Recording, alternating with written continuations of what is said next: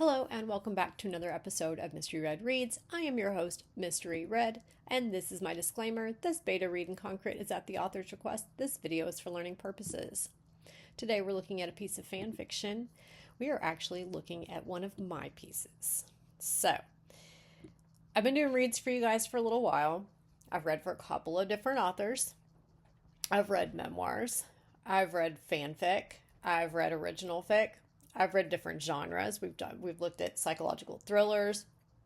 We've looked at like spy kind of vibe, like a sci-fi spy thing, and I've done some private reads for some more like some material that's more like real life type stories. It's still fiction, but it dives into some dark topics. So I'm kind of covering all the different things, and today I decided I was just going to do a read of one of my pieces, because if I'm reading for you, you probably need to know, is my stuff any good? I mean, why am I giving you advice? What if my stuff isn't good? What if you don't like it? Then I shouldn't be giving you any advice. So this is kind of from a beta reader perspective. I'm going to go ahead and share one of my pieces with you so you can get an idea of what my writing is like. Also, it's kind of holiday appropriate. So I wrote for the Ninja Turtles fandom. I did write on a regular basis for several years. Recently, I haven't been writing as much. I've got a little role play that I do for fun on the side, and I'm never gonna walk away from it. I enjoy it, and so I do it for fun.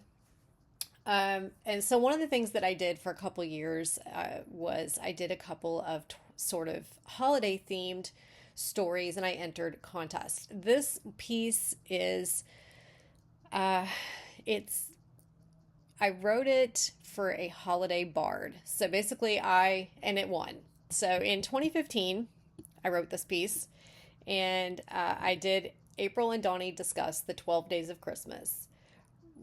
It was my entry for the holiday contest, and it won. So I'm going to read it to you, but I do want to say one more thing. As the beta reader doing a read, sharing their own work, so you can kind of get an idea of what is the quality of my work. And keep in mind, my work has improved a lot since 2015. So we may find some of the things that I fuss about in here, which to me is proof of growth. Okay, so if I'm looking at a piece from 2015 and I see things in here that bother me, I can be happy to know that I have grown since then. Okay, we're looking at nearly 10 years later, and I'll try to find something more recent for you and do a read of that. But I'm probably going to share a couple of my holiday stories because they're fun and it's in the season. Another thing I want you to know, and then I'm trying to think about how I don't know that it needs an entire video, but eventually you should outgrow your beta reader.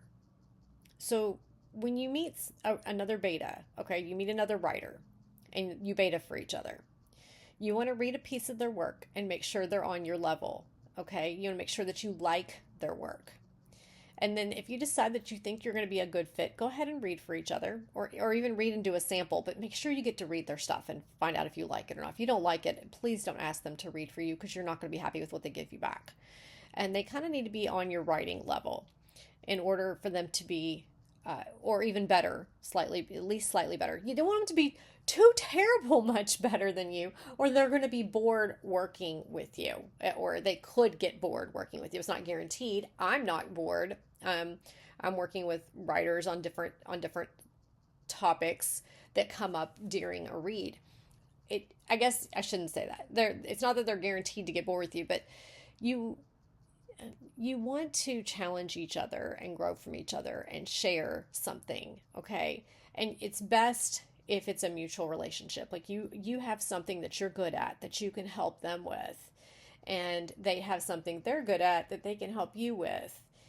And if you improve your skills as a writer, you're going to reach a point where you learn everything they have to offer you, and then they don't have anything to offer you anymore. Now, does that mean the relationship is over? I mean, yeah, it could be. A lot of times, beta readers aren't ongoing relationships. It's just hey, will you read this chapter for me? Okay, I read this chapter for you, and you trade, or maybe you read a whole manuscript, and maybe you never talk to them again. or maybe you become friends. That could happen too. So I have kind of matched the quality of writing of two of my beta reading friends.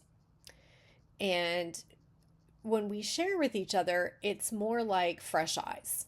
Okay? Fresh eyes, opinion, story opinion, specific questions.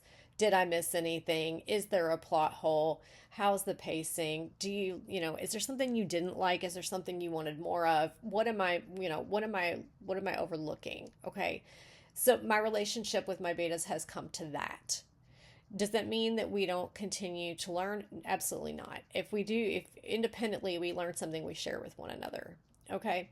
So it doesn't mean your relationship ends. It means your writing should improve. They should bring you up to level, or, learn from each other. And eventually you won't need them anymore because you're going to have gained the skills that they had that you learned. So keep that in mind. And with that, I'm present to you 12 Days of Christmas, Ninja Turtle style. April always thought the first day of Christmas was 12 days before Christmas Day. She was wrong. What didn't surprise her was Donnie setting her straight on the matter, but why should it? It was important to be accurate, wasn't it? Was it, really? About everything? Everything? She held her face over the steaming cup of hot chocolate, inhaling the scent of marshmallows, tasting them before they hit her tongue. Meanwhile, Donatello leaned back in the salvage table chair. It rocked where the legs weren't all even.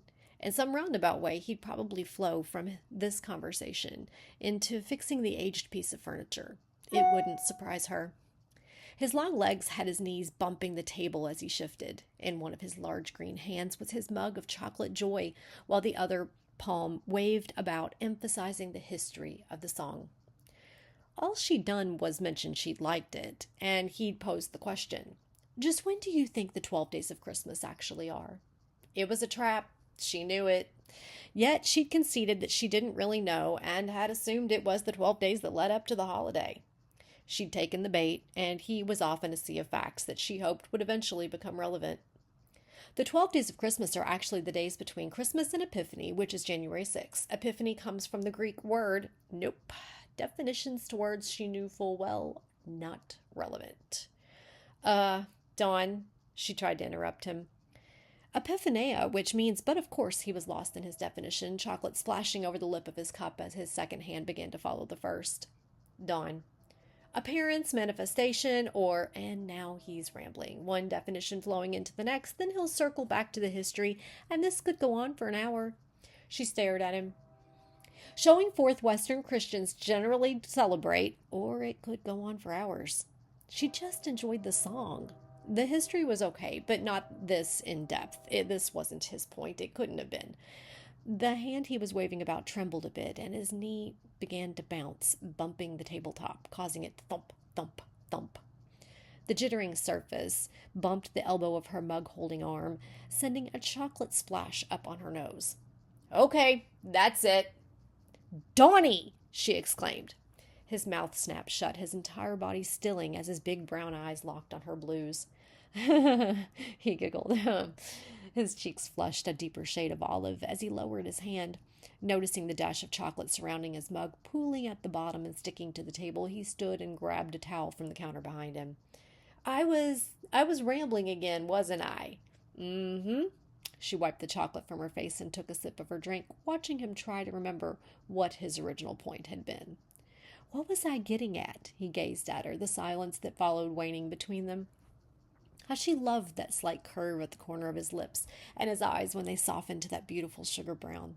He'd never had the innocent look that Mikey was naturally gifted with, but Donnie had a charm about him, not quite shy, yet not bold like Leo, or bitter like Raph either. Sweet. Yes, that was it. Sweet and smart. But smart wasn't enough to describe him. April's heart fluttered at those gentle eyes draped in lavender, the upturn of his lips, the fact he was staring at her. The same way he stole glances her way when he thought she didn't know. Her heart rate quickened. She knew. Too well she knew. She was guilty of the same. Yes, he was sweet, but that brain of his also lent him to be downright snarky. He'd get so frustrated when others didn't understand him, especially so when he dumbed it down and whatever the subject matter was still flew over their heads.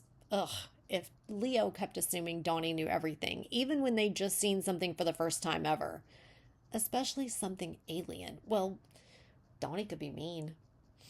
April cringed, remembering their last alien encounter. They were pinned down just outside a Crane detention center, rescuing her dad again. The ship was like a maze. Some doors were to cells, some were portals to other dimensions, and others portals to other hallways. Her dad was already drowning in the throes of a complete breakdown and was no help explaining how it worked. Turn the square up, down, under, over, center. That's the pull dial. Of course, Leo turned to Donnie. What's he trying to say, Don? Crane blasters were spewing a spray of lasers at them, which Mikey and she were deflecting. Donnie was trying to hack the control panel, and Raph was yelling, "Get out of the way!" In the midst of all that, Leo's question had been the straw that broke the turtle's back. Donnie scowled at his eldest brother, enunciating, "I don't know, Leo. I left my crazy translator at home." Then he realized what he'd said about her dad, frowned at her, and still managed to pick the lock. She couldn't blame him, was hurt, but couldn't stay mad. Not for all the pressure they'd been under. Leo may be the leader, but Donnie was responsible for their health care, inventions, repairs. So much responsibility. Too much. A large two-fingered hand waved in front of her. "I know I was caught rambling, but what's your excuse, April?" Everything before her eyes had become a blur. She pulled herself together. What had we been talking about? She blinked, then met the confusion on his face, the furrowed mask and bowed mouth, with a tiny smile. Whether he was angry, upset, worried, happy, sprouting his brilliance, there was seldom a time she could think of that she didn't feel that little flip-flop in her heart. Not when it came to him. Nothing. It was nothing. Where were we? "I remembered the point of my rant," he said, although his eyes flittered over her face, darted to where her pulse thrummed in her neck, then to her chest. She suspected he wasn't checking her out, but checking her out. He squinted a bit before deciding to continue. The song was actually based on an old game. It was played on the 12th night. Each player had to remember and recite the objects named by the person before them, then add one more. If you forget, you forfeit. "Did somebody say game? Oh, I want to play!" Michelangelo's head whipped up from the TV. Raph, beside him, didn't even look up. Leo glanced at Master Splinter, and April wondered what movie they were watching that Raph couldn't look away from, but Master Splinter was willing to watch with them. "The movie just ended. I believe we have time for a game before I excuse myself for evening meditation." Splinter stood from the couch, Mikey and Leo quickly getting to their feet. "Ugh, I hate games. Can I just sit this one out? There's another movie coming on," Raph scowled. "Come on, Raphael. It will not harm you to play one game with your family. You would be wise to enjoy this time together." Master Splinter poked Raph with the end of his walking stick, and Raph lumbered from the couch. I didn't mean for us to... Donnie looked at April, frowning apologetically. "It's fine." April smiled and reassured him. "It'll be fun. See if we can come up with our own version of the song." "Okay," Donnie hesitated. Raph dragged out a chair, plopped down it, and glared at Donnie. "What do we got to do?" April suppressed a giggle as Splinter and Leo lowered themselves into their chairs in almost identical movements. They each looked at Donatello expectantly. Mikey wiggled in his chair like a 5-year-old. "Yeah, how do we play? What are we playing?" April and I were discussing the Christmas Carol, the 12 Days of Christmas. The song was based on a game. Each player recites a line. The player after repeats that line and adds one. If you forget, you're out, Donnie explained. April's enthusiasm grew as she took in their faces. Mikey's eyes twinkling, Leo and Splinter's attentive, Donnie's uncertain, and Raph's pouting. Could she remember 12 lines? It would be good for her memory, and she'd love to hear what they each came up with. "I want to see if we can make up our own version of the song in the process," Raph shrugged. "So who goes first?" Then was a fraction of silence before Michelangelo proclaimed, "Me!" Raph rolled his eyes. "Well, go already!" He slumped in his chair. "This is going to take all night." "Let's see." Michelangelo stilled for a second, his eyes darting around the room. "On the first day of Christmas, my true love gave to me one layer to call home." 5 sets of eyes fell on Michelangelo, but the orange-clad brother didn't blush. He met them with even eyes and a warm smile. "Well, go on. Who's next? Does it go to the left or the right?" "Usually the left," Donnie replied, still staring at Mikey. That's you, Leo. What do you got? Mikey prompted. Leo tipped his head to the side, his eyes darting between April and Donnie. I don't think we should change the second verse. On the second day of Christmas, my true love gave to me 2 turtle doves and a lair to call home. Master Splinter stroked the long fur on his chin. On the third day of Christmas, my true love gave to me 3 sticks of incense, 2 turtle doves, and a lair to call home. Donnie nodded. On the fourth day of Christmas, his face reddened as he continued, my true love gave to me. Michelangelo snickered. Donatello glared at him, only continuing upon Master Splinter's prompting. Carry on, my son. 4 ninja brothers, 3 sticks of incense, 2 turtle doves, and a lair to call home. Donnie's voice bit on the rhythm of each word, and so began the cadence that April chose to pick up on her turn. She couldn't help but sing it, besides Donnie's shoulders relaxed at the sound of her voice, and that made her happy. On the 5th day of Christmas, my true love gave to me. She smiled at Donatello, and his face darkened a new shade of green. She almost thought to stop, that he might be having an attack of some sort, but his mouth broke into a gap-toothed grin, so she continued. 5 shuriken, 4 ninja brothers, 3 sticks of incense, 2 turtle doves, and a lair to call home. Raph grumbled, shifting in his chair before he crossed his arms. He set his gaze to the wall, then managed to grind out, almost in a whisper.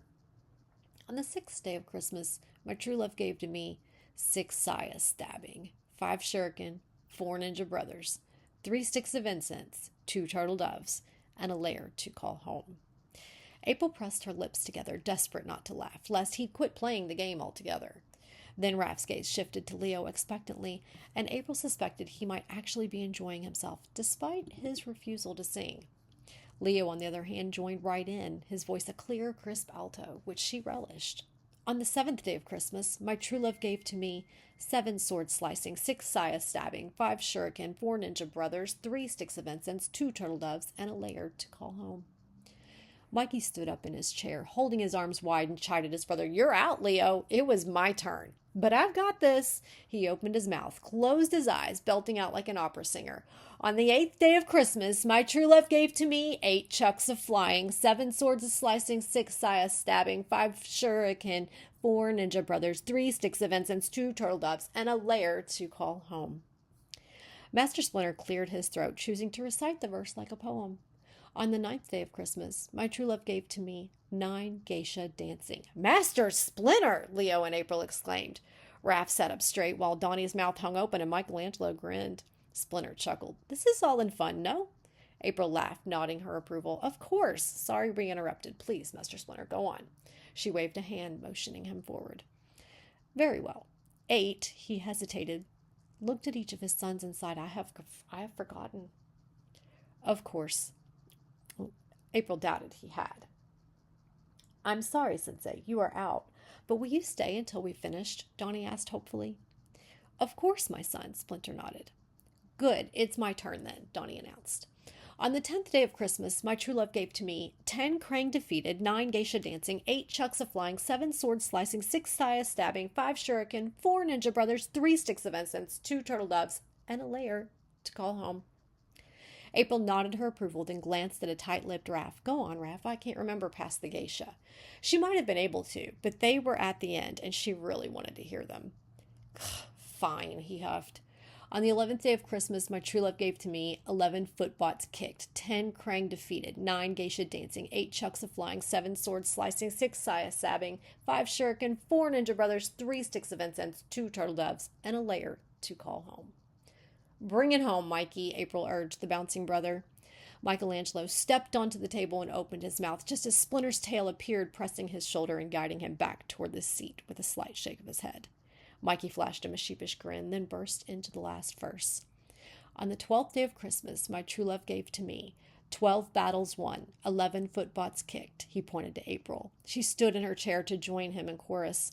10 Krang defeated. She motioned Donnie to his feet. He stood, and she leapt off her chair and wrapped an arm around him as he sang the next line. 9 geisha dancing. He pointed to Leo. Leo pushed his chair, pointed to Mikey, letting him go first. Mikey grinned. 8 chucks of flying. Then Leo sang 7 swords slicing. Leo glanced at Raph, who rolled his eyes but grinned a little as he surrendered to the melody. 6 saya stabbing. They all sang together. 5 shuriken, 4 ninja brothers, 3 sticks of incense. April turned to face Donatello, stood on her toes, and whispered to the side of his head, 2 turtle doves. Then she kissed his cheek before turning to face the family she so loved, and a layer to call home. Okay, so I noticed things when I was reading that, like a lot of little things. So this little story was edited by my friend Ravenshell, who I actually have written, I think another one shot actually wrote and dedicated to her for as thanks for her checking the punctuation on my pieces, because she was reading my work, really liked it, and said that my punctuation was not great back then, particularly commas, as are still my vice today. But so she would proofread some of my pieces. This is one of them. And so I feel like this is one of them. I feel like it was either this one or another one. Oh, I know which one it was. I have another one that's the night before Christmas, Ninja Turtle style. So, and I'll probably do another couple of reads. I've got one called Ugly Sweaters, and one based off the night before Christmas. And then I've got a couple. I've got a couple of little one shots like this that I like. Some that are holiday flair, so they kind of fit the season. And I thought I'd treat you guys to something that I had written. But as I was reading through here, I noticed adverbs. I noticed word echoes. I noticed some wording issues in a couple of places where I was like missing a word or I needed a word. There's like at least 2 of those. So I noticed some things. So since 2015, my own writing has improved. Although I generally like this story and I do like my holiday bards. So I'm glad to get to share this piece with you all, and I hope you enjoy it.